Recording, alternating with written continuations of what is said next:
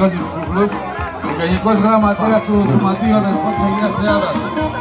Ο γιος του Αΐνης του Ιβάνη Ψούχλου, ο ανιψιός του Ευστράτη που Φλουζέλη και επίσης το Ευστράτη που Φλουζέλη πρόσφατος που χάσαμε.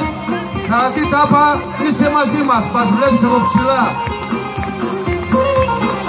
Ένα όμορφο αμάξι με δυο άλογα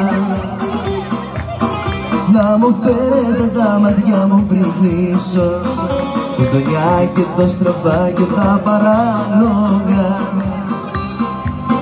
Καβαλάρεις μια βραδιά να σε ριανίσω.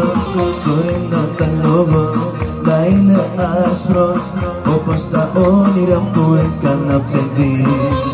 Το άλλο τα λόγο να είναι μαύρο σαν την πικρή μου την κατάμαυρη ζωή.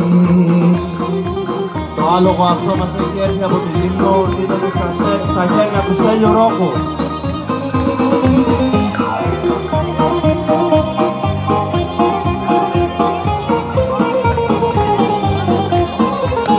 Το χτυπώ το καμουτσίκι μου το απόδο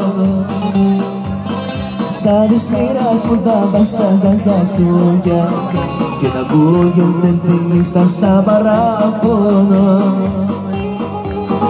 σαν πενιάλη πιτερία από μπουζούδια. Το ένα τα λόγο να είναι άσπρο όπως τα όνειρα που έκανα παιδί. Το άλλο τα λόγο να είναι μαύρο σαν την πικρή μου την κατάμαυρη ζωή. Το ένα τα λόγο να είναι άσπρο όπως τα όνειρα που έκανα παιδί.